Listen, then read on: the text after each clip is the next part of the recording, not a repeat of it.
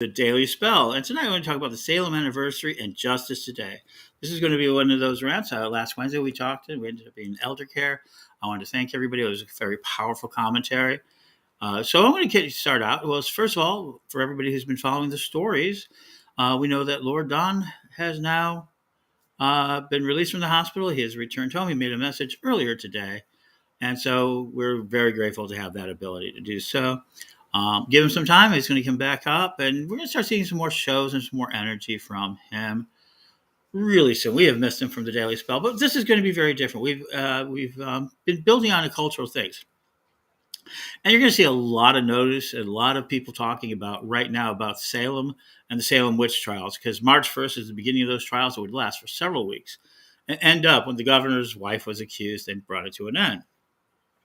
And what was so important about the Salem witch trials that would eventually become so famous that today Salem is a major tourist center for witches and some sort of weird, strangely twist of all of this.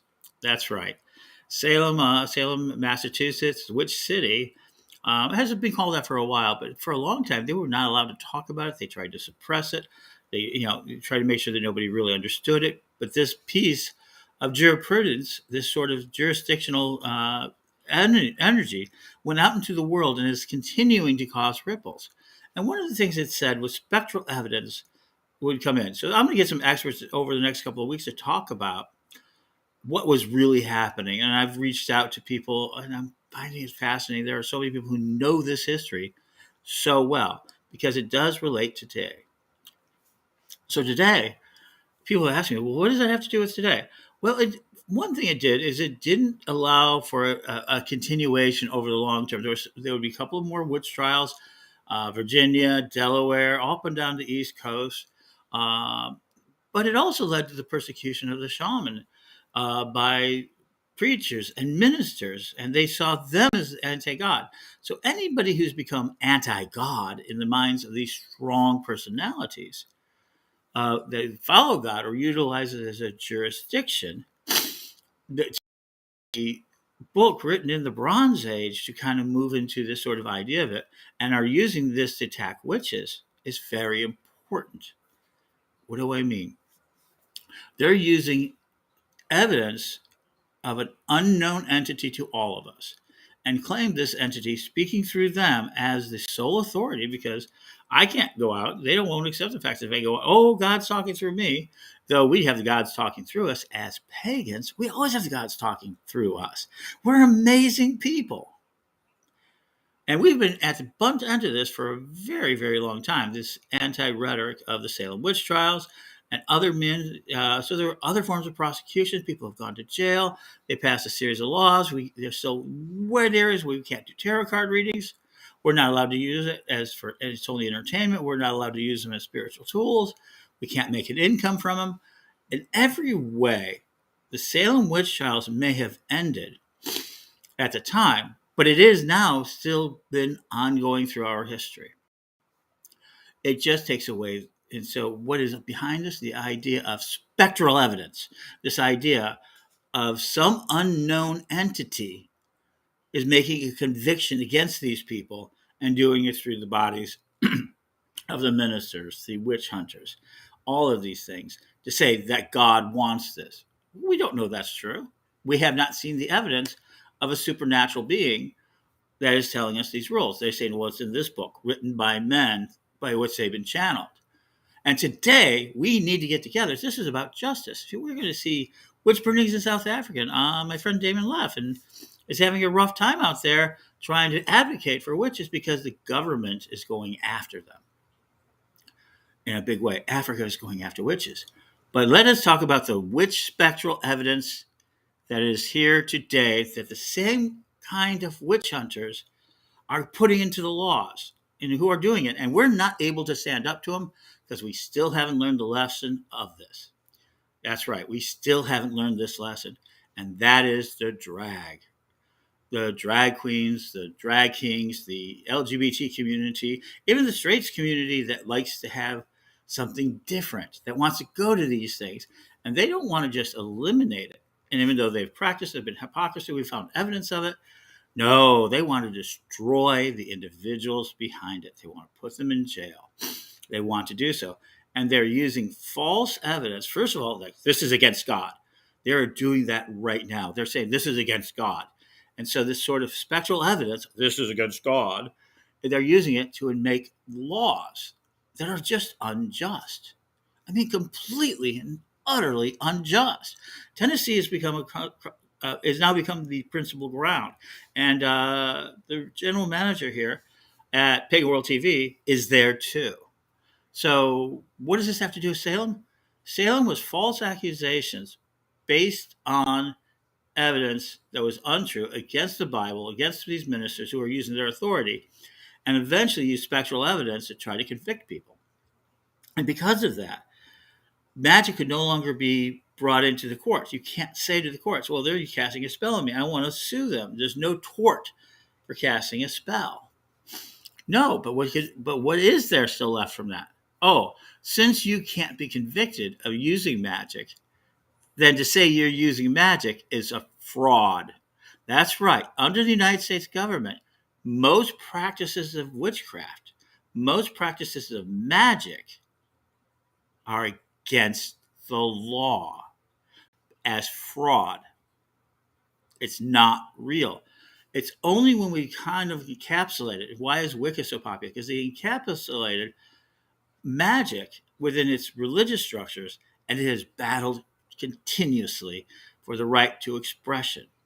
But the practice of magic and the claims of magic to get remunerated for using magic, to be part of magic, is fraud. Convict you of fraud. If you sell somebody a spell, they can convict you of fraud. Not of an entertainment. You say, oh, it's an entertainment. So you have to belittle and turn it into a novelty and novelty kits. You have to, this is where we have Gardner, who tried to protect everybody in his country by saying, we don't charge for this. This is not being charged, because the minute they passed a single penny between them over this information, which they cannot consider real, it could be considered a fraud. They used to make the practice illegal, and you could be convicted. And a lot of times they didn't send you to jail. They sent you to an insane asylum. Today, they will still do that to you. If your family really gets you, you're a teen magic, they could put you in the hospital without anything. If you're got a powerful enough family, they could put you in jail without talking about it. So we have these justice people actually going after witches in part of the country. Now they're going after the drag queen, the drag show, the coven that meets at night. It's the same story. The coven that meets at night, and the devil takes them, and they make them dance, and they make them laugh, and they want to make them joy, and they're impersonating men, impersonating women, and women impersonating men, and straight men who are sitting there being contaminated and brought into the sin of it all. I mean, really, into the sin of it all, that they can be there. And we can't have any of this, because if our children see this, they will be contaminated with what? Spectral knowledge. They're questioning the spectral knowledge. And they said, this is going to damage children. No evidence of it. This is going to bring violence to it. No evidence of it. This is anti-Christian. Well, so what? Oh, but it's against moral standards. Who sets them? Well, this is where Christianity uses their spectral information, and we use spectral information. I mean, any sort of channeling we do and everything else that it can do, it's really not necessarily provable in a court of law. I can't say in the court of law, say, hey, I saw through a vision that XYZ committed a murder. Really? You saw that through your visions? I did. Now you can go to police. It can be used part of the investigation and everything else. And so they're say you can do and psychics have done this, and they actually been arrested. They've been people investigated and everything else. But you can't use that in a court of law, because that's spectral information. There's no evidence of it. And so we have this evidence like we're hurting the children. Drag queens at the library is going to hurt children. LGBT is unnatural. We aren't going to allow people to convert at a very young age from one type of thing to another. Arlene Fried, I will address that directly. You are right. And here's where it gets really, really hot for me. I'm hot on this. And I have a real argument of how we respond to it. I think we're not doing the right things. I think if we want justice in the world, we need to see it. I know there are a lot of groups out there talking about it, but here it is. So they don't want to. They're attacking the idea of converting children, teenagers to be exact. Some younger kids that want to dress. You know, do I care if a boy wears a dress? We did that as kids. Do they express their sexuality? And if they're uncomfortable with being it, this is called indoctrination because it's unhealthy. This is against God. You were born with that sex. I know intersex people. I know people who've had that covered up. I actually know somebody who is more masculine than feminine, but because of the genitalia things, they had their penis ripped off at birth, near birth, so that they were raised as a woman. When they brought in the DNA test and evidence, she took a DNA test and came back from that DNA test to find out that she carries a lot of X chromosome. It's not just that. It's just I think she's XYY or XXY and having that sort of energy. But because the family was afraid to allow that child to mature and choose their own path, they forced one on it.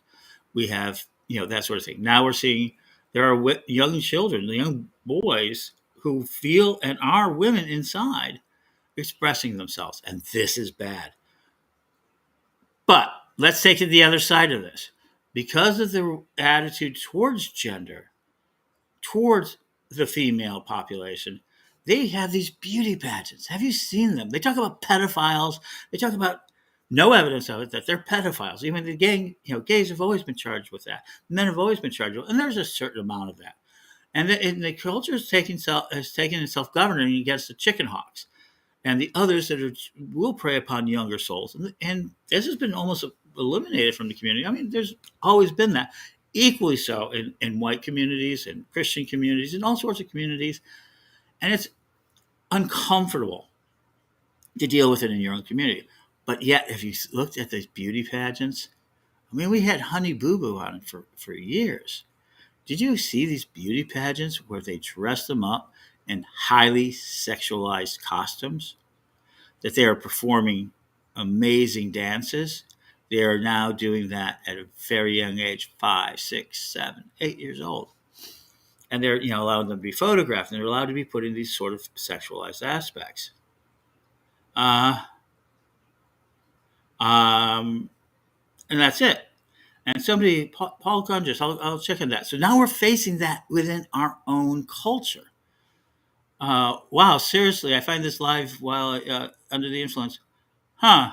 They're creating generational child major behaviors, and which is that? Okay.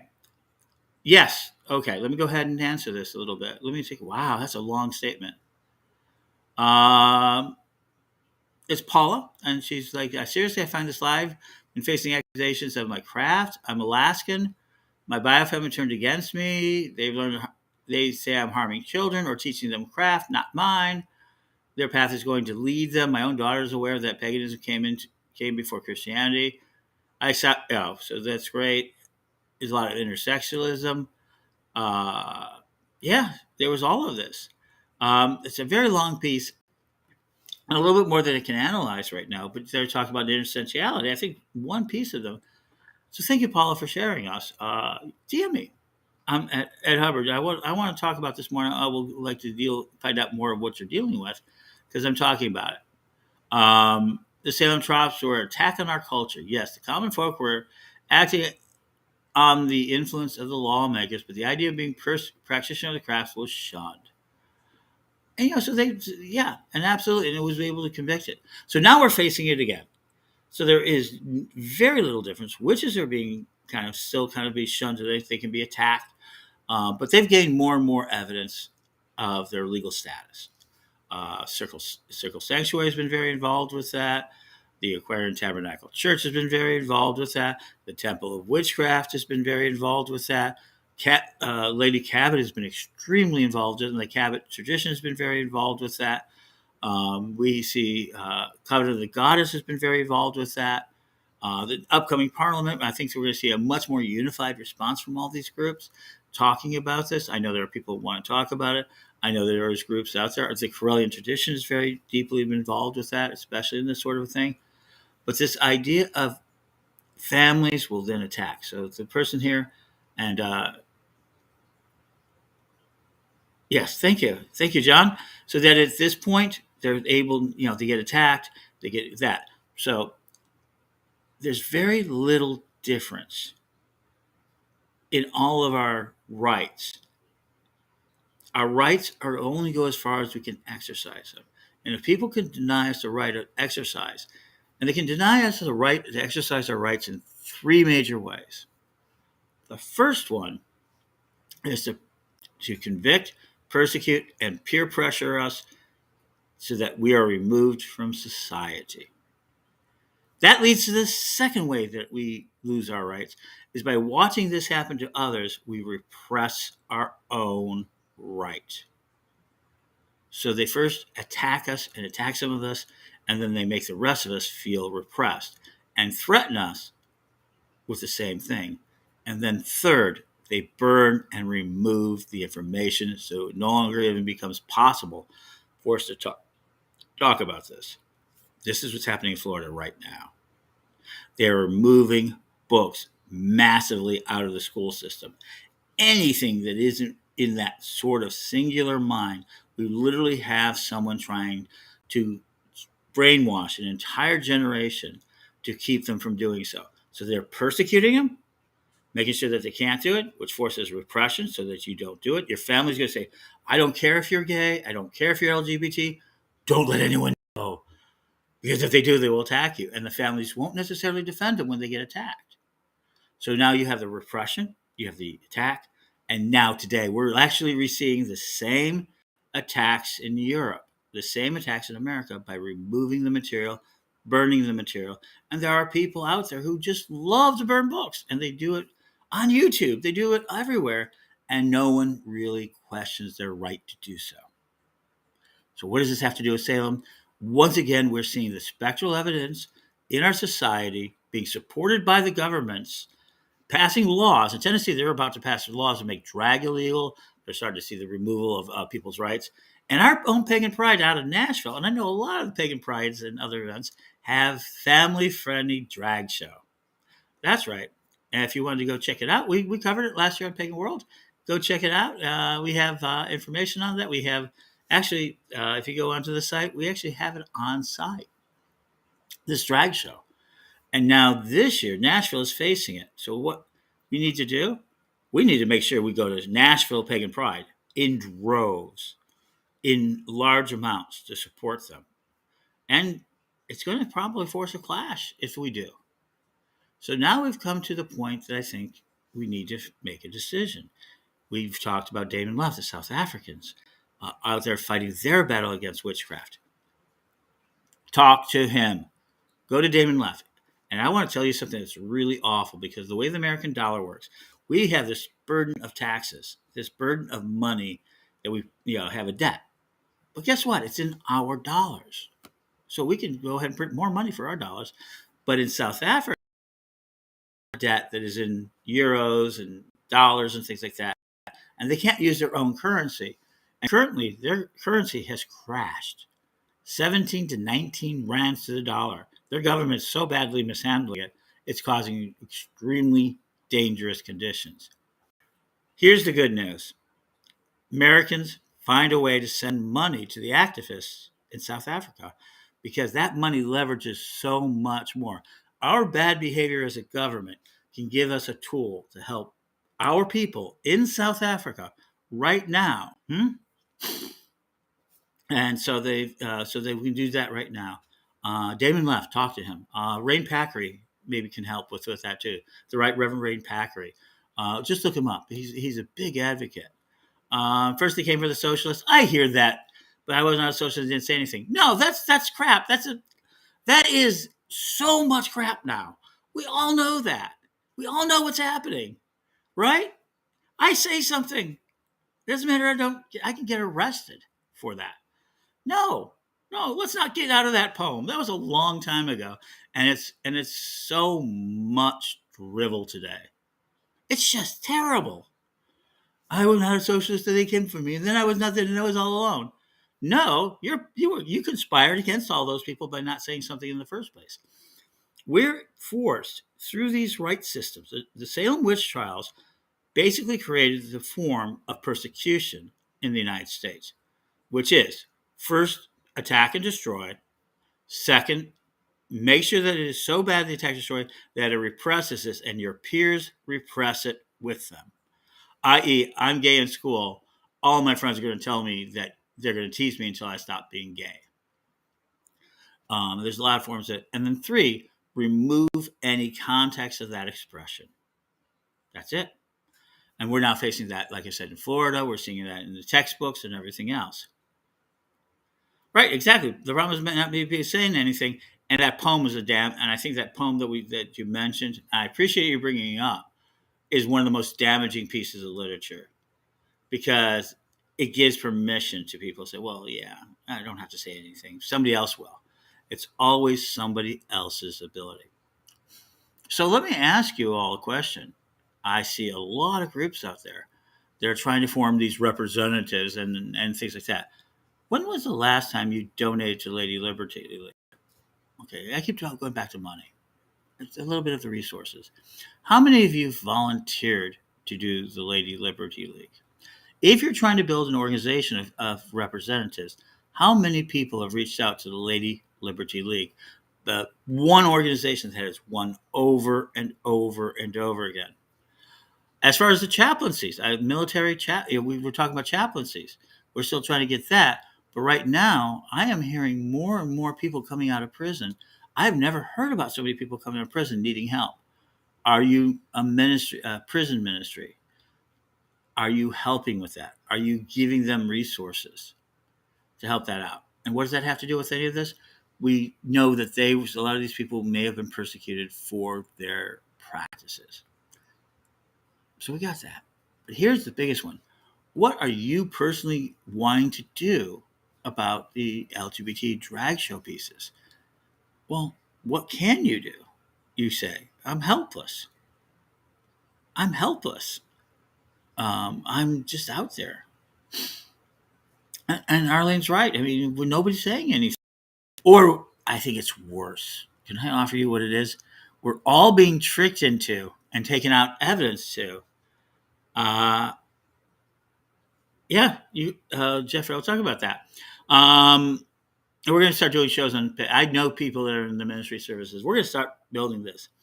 And so, what are we doing? So they got us talking and screaming out into the void of Facebook, to the void of Twitch.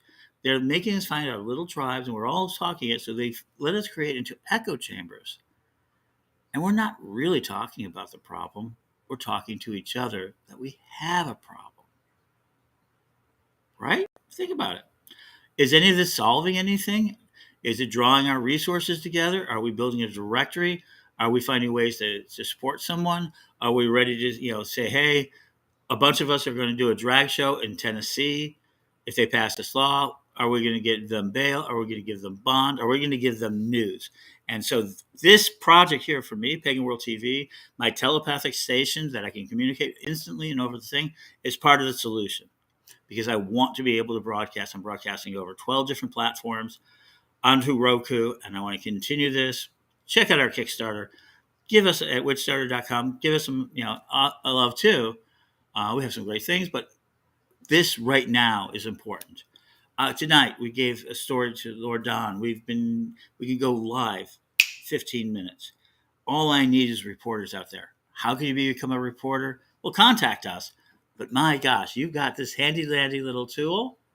This is an entire television studio, more importantly, television truck, that if you connect with us, you can go out and basically connect and film and report. So now we need to do that. Last night I was looking, Jeffrey said I was looking into Wiccan prison ministries in Maine and couldn't find any. I was contacted by a good friend of mine who's looking for one in North Carolina. We're going to need to build that. I do know some of them. Donna Donovan does a great job with the Appalachian prison ministries. I know that Mary Hawk does some prison industries. We know that Patrick McCollum was and he was the face of it for a long time. I know there are tons of prison ministries, but they're very disconnected. So tonight, one of the things that I'm going to tell you, one of the things that will be very, very important, we have got to stop allowing them to use spectral evidence against us, lies and everything else, and calling them out on Facebook is not enough. We're going to have to learn how to challenge them. And the only way we can challenge them is what I keep hearing about paganism. Every time I mention paganism, is it this or that? I hear something constantly from the community that undermines us. Oh, I'm not that type of, that their paganism is too different, that we can't all agree, we can't all be there together. So they use that against us to make sure,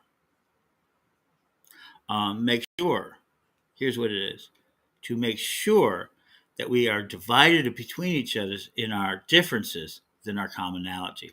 We focus too much on our differences. We know we have them. We honor them. We respect them. It's lovely. It's great.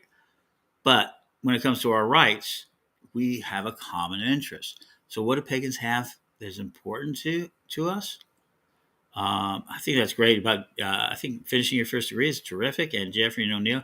So what it is, we need to continue building directories. We need to connect networks. We need to be together more. Um, I don't know that, Samantha. I'm going to promise you, I'm going to get. I want to get some people on here that can answer these questions because I may not know the answers. But what I'm trying to tell you now is that you need to start making connections. I want you to join me in this next process. The only way we're going to get justice is not by slinging off a bunch of you know, memes and reprinting articles and keeping us all informed. But until we can network strong enough that our votes, if and hopefully that's enough, or our physical presence to a large thing, because the riot is the sound of the last resort of people who no longer have a reason to live, because they're going to kill. They're going to kill some of these people. To protest, to stand guard, to pressure, to do all of that, but it takes networking. Now, everybody out there is trying to build their own networks, and I think that's respectful. I just would like to see everybody make 5 good contacts across the board into the fields that they want to build the rights on so that they can be contacted. That's right, just a few pieces. If you make connections with 5 other people, and they make contacts with 5 other people, and they make contacts with 5 other people, we start to see a real network.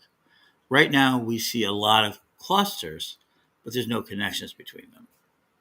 And that's one of the things I've been really deeply committed over the last 30 years. One of the best things I was able to do with my own tradition, which I put online, was create connections with each other as well as with clusters, but with each other's wherever they are. And now we have connections all over the world. We have the Great Family, which is a terrific little, is our particular belief that we're all together in this together. But it was built through these connections. So instead of just trying to protest, to argue, let's start to spend some time creating these networks, because these networks of justice, finding out ways to do so. And in those processes, let's find a way to move resources. Let's listen to the ways we can do so. And let us find effective tools that are working against these sort of what is about to be the obliteration of rights again. All those hard fought rights are becoming obliteration. And everybody's going to tell you so. Let me give you one more piece I think is crap. The pendulum swings back and forth. I hear that all the fucking time. And that's a really bad thing. The pendulum falls back and forth. We get liberal, then we get conservative. And then we go back, and then we are in the middle for a little while. Then we grow back and forth. We go from Democrats to Republicans and back again. And it's all the same thing. It's not. Every time that pendulum swings red, it begins to obliterate our rights. I don't care. This is not a political statement. I'm telling you, people, when we see strong, spectral evidence loving Christian dominionists, I call them dominionists, very particular. Not everybody does this, but they do so. And they move their own middle block more red, saying that they give the permission. And then they're starting the training process that they think is perfectly okay to take out hundreds and hundreds of books on Black history, on anything that argues with them in Florida. It allows it for to be argument in Texas, one of the largest school districts, which has a huge influence. They call slaves unpaid workers, or workers that came over, migrant workers. They're changing the language. And as witches, the most important thing we have is language. Language is power. Language is authority. Language is everything. So why are we not beginning to use our voices, not our simple voices, but our witch voices? The voices taught by neurolinguistic programming, the voices that people like Phil Farber talk about how to use to build your lives and to help other lives. Why aren't we talking about William Horton's guerrilla tactics? Why are we not talking about that? Why are we not using our abilities, not magic per se, but some of these psychological things to begin to change the argument? We people arguing together, making statements together. We need to get as many people saying the same things, that you will not take our rights. Period. And that is what the Salem trial did. They took those people's lives for land, for entertainment. Yeah, there's a lot of entertainment. There's a lot of evidence I've been explaining. There was a lot of entertainment at the time. They were very exciting. Taking people's lives is very exciting. Destroying people's lives can be very exciting. It can be very addictive. We see it over and over again. As they take apart these things, they find there's a sadistic part of people, especially some of these power structures, to see a child commit suicide. Oh, they deserved it. You shouldn't do that, Johnny. Don't go that way. You'll just be miserable. Child dies. Young adults. But yeah, it's going to be finished out. Thank you. You hear them kill. They get killed. They get murdered. And that causes what? Repression. They take away our voice. We don't want to talk. And then when they go after the information behind it, they take it away. It's gone. So that in a generation or two, they won't even know about some of the fights. How many fights have we had in the past we've never heard about? Because they've been eliminated from history. So tonight, what does Salem Witch Trials got to do with everything? We're still in them. We have never, ever left. We have been fighting this continuously for the last 400 years. So March 1st doesn't mark the beginning of the Salem Witch Trials. It begins the exact way they're going to persecute minority after minority after minority again and again. And it happens one way: destroy and attack, repress and remove. How do we fight this? We must do it in reverse. We must never allow the information to be removed. We must remind them again. We must make sure our history is correct. And when we know our history and we know what's happening, we know what we're threatened with, we must say, you will not shut us down. We will talk, we will repress and everything else. And if you are going to use violence on us, the last one, if you're going to use violence on us, we have the right to persecute you. We will make everything of the law to take your actions against you. You kill, you murder, you damage. You are going to be held accountable. We need, as the people, as witches, as pagans, as LGBT, as Americans, as natives, as every culture you can put together. I'm talking about the minority. Every white culture, there's no such thing as a white culture. There's a racist culture. And most of us came, this is all pretty new. We were Europeans. We are Americans. So don't let that get in your way. All of us right now who need to protect our rights must tell the monsters who are using spectral evidence, lies, deceits from God, that they're using their God, their spectral powers against us, prayer rallies and everything else, that we now need to do it. So how do we do it? If they're using violence, arrests, the law, then they make us afraid, and then they remove the history of it. We must do it in reverse. We must make sure we control our history. Document everything, folks. I want you out there with your cameras. I want you out there taking the evidence and making sure they do not get away with it. we want to tell people about it. Then we want to be very, very, very noisy and not let them do it until we can get them persecuted, until we can win enough votes, enough evidence, enough everything that they're persecuted. So last, I'm going to leave this in it. Thank you, Heather. Yeah, wow, I'm glad. John, this is always taped. We always put it out there. It's on YouTube. It's on Facebook, and and we make it available on Pagan World. So there it is. Salem Witch Trials never ended. They just haven't. The chapters of it, the stories happen, but we can apply what they're doing again and again and again. And now they've chosen new targets. They're going to be back around to us. Oh, wait, they were. But we'll talk about that another time. So that's it. That's my rant for tonight, my Wednesday rant. I hope that you found something useful out of it. I would just say enjoy it, but it's not meant to be enjoyed. It that sort of thing. And so, what can you do today? Connect with 5 people. Find 5 people to connect with. I could be one of them. That is outside your usual thing, so that you could say, "I want to be involved in some major way." Just 5, and then we'll encourage that 5 to do so. Let us begin spending the summer building a network. So, thank you, everybody. Thank you. That's very kind of all of you to say. And so, with that, I'll leave you with one last thought, or one last prayer. Or it's really a thought. It's a prayer to me. The biggest way to kill a dream is to tell it to small-minded people. So people say, "Oh, you can't do anything." They're wrong.